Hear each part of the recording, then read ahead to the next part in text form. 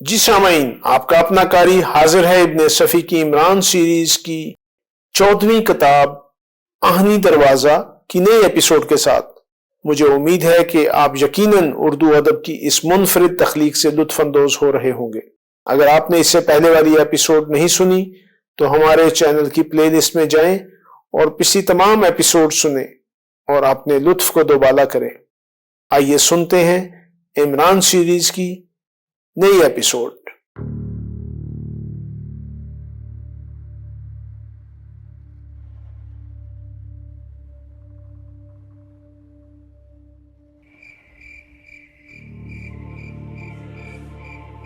رات گہری تاریک تھی، آسمان میں بادلوں کے پرے تیرتے پھر رہے تھے۔ ایک لہجہ کے لیے تاروں کی چھاؤں نظر آتی اور پھر کھلے ہوئے آسمان کو بادل ڈھانپ لیتے۔ بلقیس اور شاہدہ عمارت کی چھت پر چل رہی تھیں۔ آخر تم کیا کرتی پھر رہی ہو؟ بلقیس نے کہا۔ میں پریشان ہوں بلقیس، معلوم نہیں یہ پاگل آدمی کیا کرنا چاہتا ہے۔ آج ڈرامہ اسی نے ترتیب دیا تھا، لیکن مقصد نہ بابا کو بتایا نہ مجھے۔ اوہ، تو کیا یہ سب کچھ انہی بچھوؤں کے سلسلے میں ہو رہا ہے؟ میں اب یہ بھی نہیں کہہ سکتی، خدا جانے کیا معاملہ ہے۔ یہ شراب والا واقعہ خوب رہا۔ میرا خیال ہے تمہارے بابا مجھے وہاں سے اٹھانا چاہتے تھے۔ ہرگز نہیں، ان کے مذاق اسی قسم کے ہوتے ہیں۔ تو پھر کہیں وہ بچھو والا معاملہ بھی مذاق ہی نہ رہا ہو، تمہیں خوفزدہ کر کے ہنسانا چاہتے رہے ہوں۔ خدا جانے پھر تم اب کیا کرتی پھر رہی ہو؟ بابا کے کمرے میں جھانکیں گے، شاہدہ نے کہا۔ وہ عمران ان کے کمرے میں گیا تھا، پھر میں نے اسے باہر آتے نہیں دیکھا، اور کچھ دیر بعد کمرے میں نیلی روشنی نظر آنے لگی تھی۔ اس کا مطلب یہ تھا کہ بابا سونے جا رہے ہیں، لہٰذا عمران کو ایسی صورت میں باہر آ جانا چاہیے۔ مگر تقریباً آدھے گھنٹے تک انتظار کرتی رہی، وہ باہر نہیں آیا۔ پھر جھانکنے سے کیا فائدہ؟ میں دیکھوں گی کہ اندر کیا ہو رہا ہے۔ میں آج بہت پریشان ہوں۔ آج کی دعوت ہر لحاظ سے غیر معمولی تھی۔ ایک جگہ شاہدہ رک گئی۔ وہاں ایک روشن دان کے شیشوں سے نیلی روشنی نظر آ رہی تھی۔ دوسرے ہی لمحہ میں وہ روشن دان پر جھکی اور پھر اس طرح اچھل کر پیچھے آ پڑی جیسے بجلی کا دھچکا لگا ہو۔ بلقیس اسے اٹھانے کے لیے جھپٹی۔ بابا! شاہدہ بھرائی ہوئی آواز میں بڑبڑائی، بابا کو بچاؤ! پھر وہ حلق پھاڑ پھاڑ کر چیخنے لگی، بابا کو بچاؤ! بابا کو بچاؤ! بلقیس بری طرح کانپ رہی تھی۔ سناٹے میں شاہدہ کی چیخیں بازگشت پیدا کرتی رہیں، پھر وہ بے ہوش ہو کر گر پڑی۔ ایسا معلوم ہو رہا تھا جیسے پورے کیسل میں کہیں آدمیوں کا نام و نشان تک نہ ہو۔ اب پھر وہی بے قرار سناٹا تھا اور جھینگروں کی جائیں جائیں۔ بلقیس بڑی تیزی سے روشن دان کی طرف بڑھی اور دوسرے ہی لمحے میں اس کے پیروں کے تلے سے زمین نکل گئی۔ سردار داراب کے کمرے میں 7 آدمی نظر آ رہے تھے۔ 6 کے چہروں پر سیاہ نقابیں تھیں اور 7واں عمران اپنے دونوں ہاتھ اوپر اٹھائے کھڑا تھا اور ایک نقاب پوش کا ریوالور اس کی طرف اٹھا ہوا تھا۔ 5 آدمی سردار داراب کے ہاتھ پیر باندھ رہے تھے۔ دفتن عمران نے دروازے کی طرف چھلانگ لگائی اور نقاب پوش نے پے در پہ 2-3 فائر چونک دیے۔ بلقیس نے عمران کو بندروں کی طرح اچھلتے کودتے دیکھا اور پھر وہ ایک لمبی کراہ کے ساتھ فرش پر گر گیا۔ بلقیس کی گگی بند گئی۔ وہ صرف دیکھ سکتی تھی، نہ بول سکتی تھی اور نہ اپنی جگہ سے حرکت کر سکتی تھی۔ نقاب پوش اتنے مطمئن نظر آ رہے تھے جیسے اب انہیں کسی کی دخل اندازی کا خدشہ ہی باقی نہ رہا ہو۔ جب وہ سردار داراب کو باندھ چکے تو فائر کرنے والے نقاب پوش نے عمران کی لاش کی طرف اشارہ کیا۔ ایک آدمی شاید اسے سیدھا کرنے کے لیے بڑھا، وہ اس پر جھکا ہی تھا کہ بلقیس نے اسے اچھل کر فائر کرنے والے پر گرتے دیکھا۔ دونوں ایک ساتھ فرش پر ڈھیر ہو گئے اور عمران ان دونوں پر سوار تھا۔ پھر شاید وہ فائر کرنے والے ہی کا ریوالور تھا جسے عمران مٹھی میں دبائے ہوئے اٹھ کر پیچھے ہٹ گیا تھا۔ کھڑے ہو جاؤ، اپنے ہاتھ اٹھاؤ، اس نے انہیں مخاطب کر کے کہا۔ ان کے ہاتھ اوپر اٹھ گئے۔ بلقیس کے ہونٹ آہستہ آہستہ پھیل رہے تھے۔ پتہ نہیں وہ مسکرا رہی تھی یا یہ وقتی اعصابی اختلال کا نتیجہ تھا۔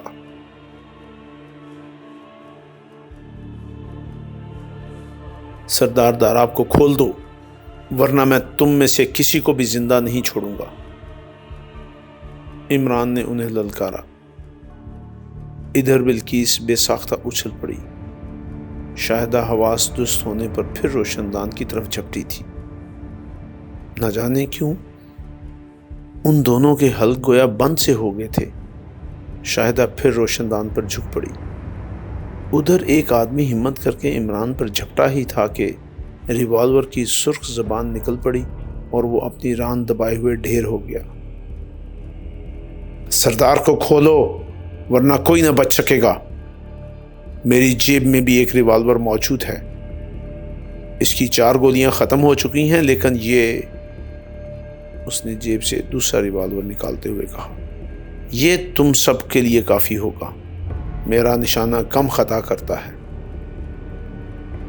مگر شاید یہ ان لوگوں کی موت و زندگی کا سوال تھا۔ ذرا ہی سی دیر میں سردار داراب کا دشمن بے نقاب ہو جاتا۔ ہمیں عمران کی مدد کرنی چاہیے، شاہدہ نے بدقت تمام آہستہ سے کہا۔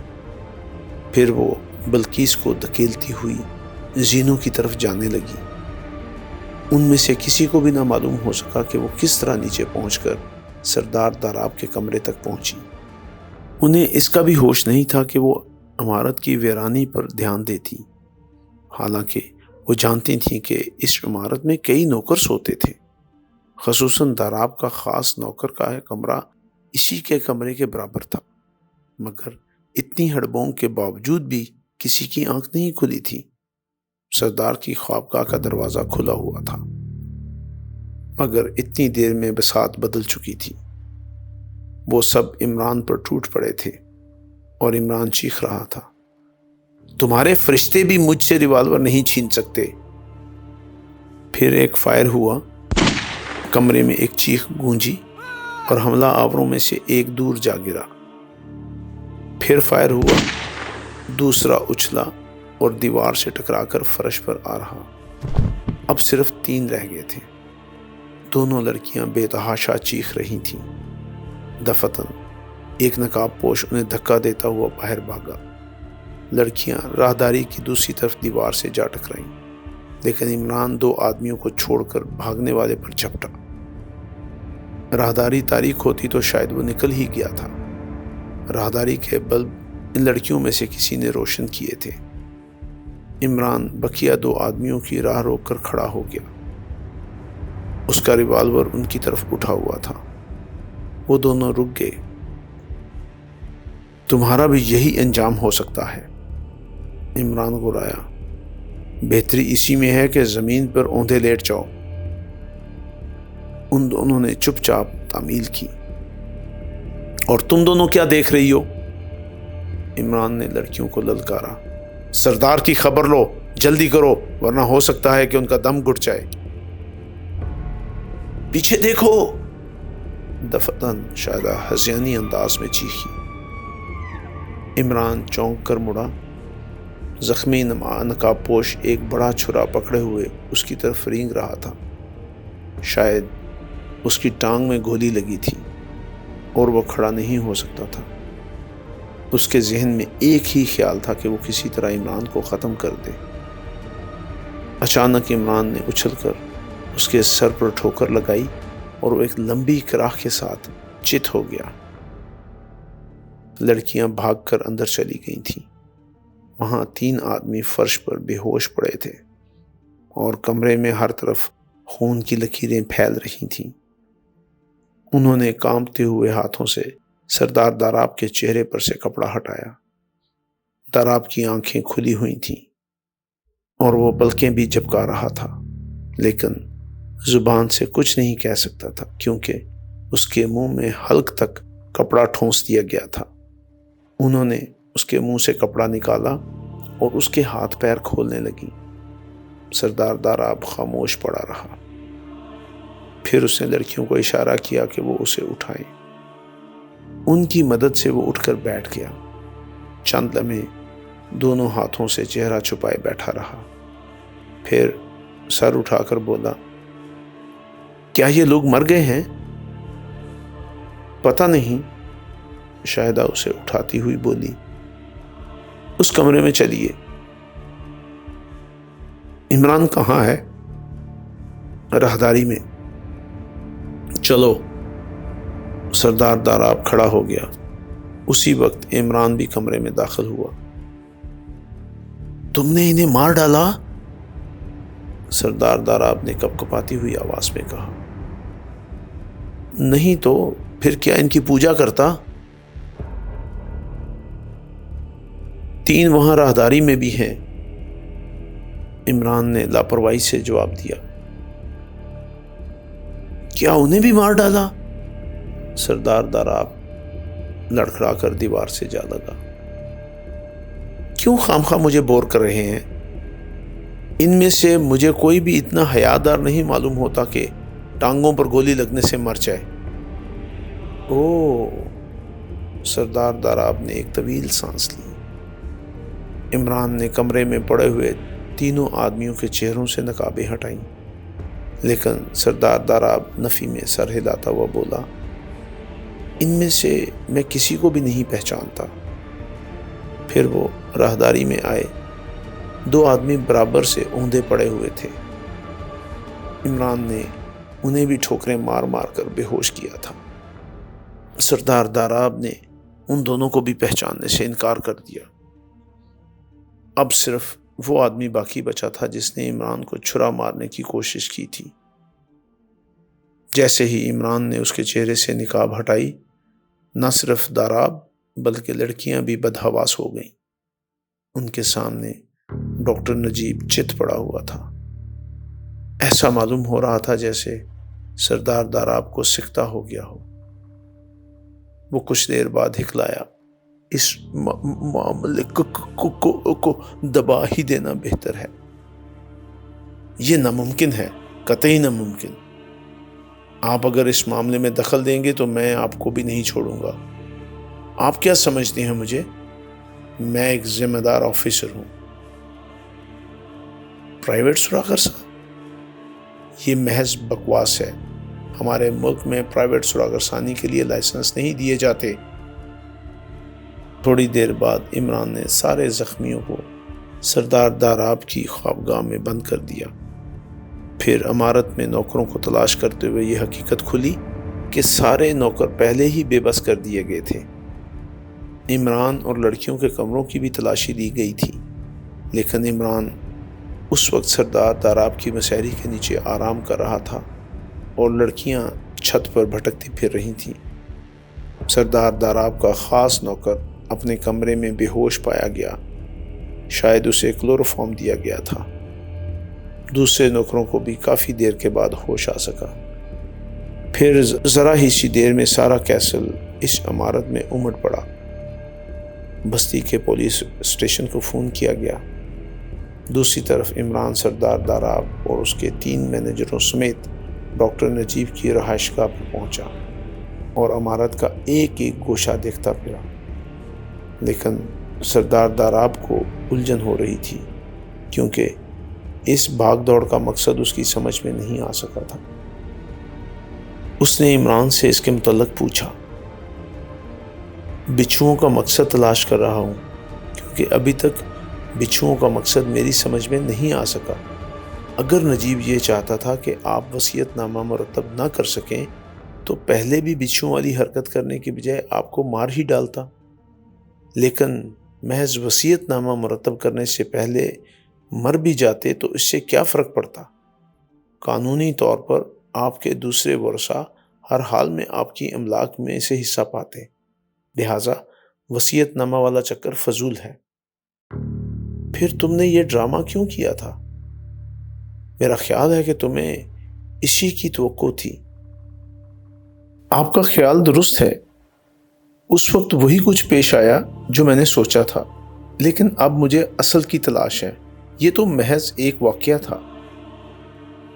عمران خاموش ہو کر کچھ سوچنے لگا، پھر سردار داراب سے پوچھا، ہاں وہ آہنی دروازہ کب سے ہلایا جا رہا ہے؟ یعنی کہ اس عمارت میں آسیبی خلل کب سے ہوا؟ یہی کوئی ماہ 1.5 ماہ پہلے کی بات ہے، سردار داراب نے جواب دیا۔ گڈ، عمران سر ہلا کر بولا، میں ذرا اس عمارت کو بھی دیکھ لوں۔ اگر وہاں بھی مجھے مقصد نہ معلوم ہو سکا تو یہی سمجھوں گا کہ بچھوؤں کا اس واقعے سے کوئی تعلق نہیں۔ سردار داراب کچھ نہ بولا، وہ اس وقت عمران کے اشاروں پر ناچ رہا تھا۔ اس نے آہنی دروازہ کے قفل کی کنجی منگوائی۔ تھوڑی ہی دیر بعد آہنی دروازہ کھول کر وہ اندر داخل ہوئے۔ انہیں ایک کمرے میں مدھم سی روشنی دکھائی دی۔ عمران کے علاوہ اور سب جہاں بھی تھے وہیں رک گئے، لیکن عمران کمرے کی طرف بڑھتا رہا۔ دروازے پر رک کر اس نے انہیں آنے کا اشارہ کیا۔ سردار داراب آہستہ آہستہ آگے بڑھا، لیکن وہ تینوں وہیں رہے۔ عمران سردار داراب کا ہاتھ پکڑے ہوئے کمرے میں داخل ہوا۔ سامنے ہی ایک پلنگ پر کوئی سو رہا تھا اور اس کا جسم کمبل سے ڈھکا ہوا تھا۔ جیسے ہی عمران پلنگ کی طرف بڑھا، سردار داراب نے اس کا ہاتھ پکڑ لیا۔ اس نے محسوس کیا کہ سردار بری طرح کانپ رہا ہے۔ عمران نے اس سے ہاتھ چھڑا کر سونے والے کا کمبل کھینچ لیا اور دوسرے ہی دمہ میں سردار داراب کے حلق سے ایک ہلکی سی چیخ نکلی، کیونکہ پلنگ سے اچھل کر اٹھنے والا بھی سردار داراب ہی تھا۔ بھوت! سردار داراب عمران سے لپٹ گیا۔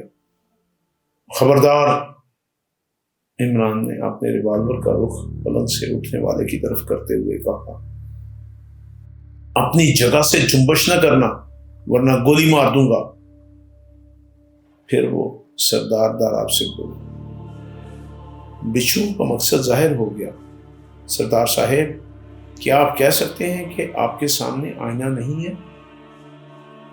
سامنے کھڑے ہوئے آدمی اور سردار داراب میں سر منہ فرق نہیں تھا۔ سردار داراب بدستور کانپتا رہا، مگر دوسری طرف اس کا ہم شکل بھی بری طرح کانپ رہا تھا۔ ڈاکٹر نجیب صرف اتنے دن آپ کو وصیت نامہ مرتب کرنے سے روکنا چاہتا تھا جب تک کہ اس کا تجربہ مکمل نہ ہو جائے۔ آج اگر وہ کامیاب ہو جاتا تو آپ مر جانے کے باوجود بھی زندہ رہتے، یعنی آپ کی جگہ پلاسٹک سرجری کا یہ شاہکار لے لیتا اور آپ کی دولت پر صرف ڈاکٹر نجیب کا ہاتھ ہوتا۔ پھر کسی وصیت نامے کی ضرورت ہی باقی نہ رہ جاتی اور وہ اس کے بعد آہستہ آہستہ آپ کے دوسرے وارثوں کو بھی اپنی راہ سے ہٹا دیتا۔ اس عمارت کو اسی لیے آسیب زدہ بنایا گیا تھا کہ کوئی ادھر کا رخ بھی نہ کر سکے اور ڈاکٹر نجیب یہاں سے اطمینان سے اپنا یہ شاہکار مکمل کرتا رہے۔ اب میں مطمئن ہوں سردار صاحب، بچھوؤں کا مقصد صرف یہ تھا کہ آپ وصیت نامہ نہ مرتب کر سکیں اس وقت تک جب تک کہ آپ کی جگہ لینے والا بن کر تیار نہ ہو جائے۔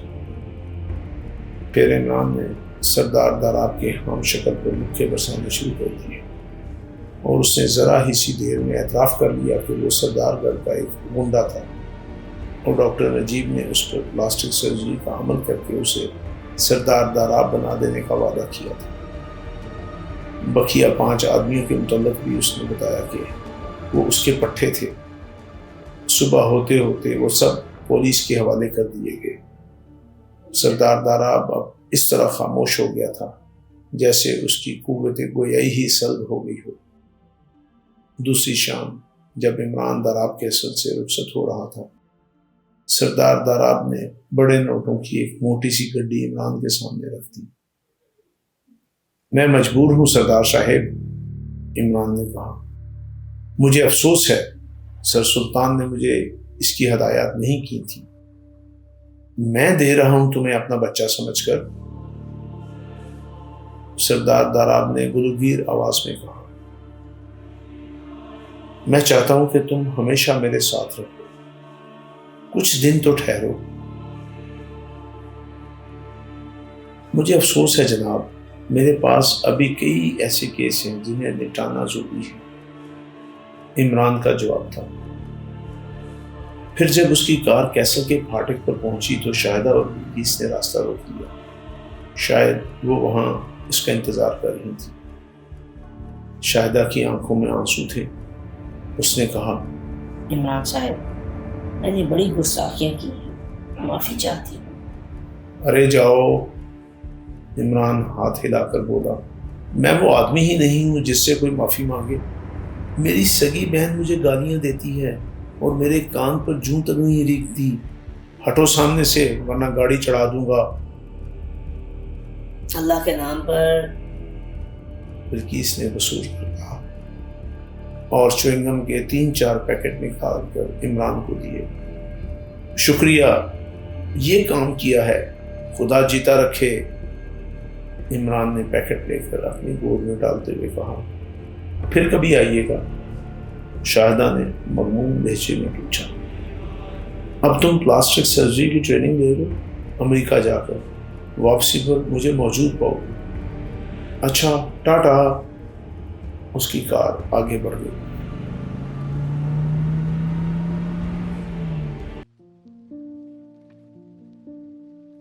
جی سامعین، آپ نے عمران سیریز کی نئی ایپیسوڈ سنی۔ مجھے یقین ہے کہ آپ ضرور اس سے محظوظ ہوئے ہوں گے۔ آپ کا قاری آپ سے اجازت چاہتا ہے، مگر جانے سے پہلے ہمارے چینل کو ضرور سبسکرائب کریں، اپنے دوستوں اور دیگر حلقہ احباب میں بھی اسے شیئر کریں۔ ملتے ہیں کچھ دیر کے بعد نئی ایپیسوڈ کے ساتھ۔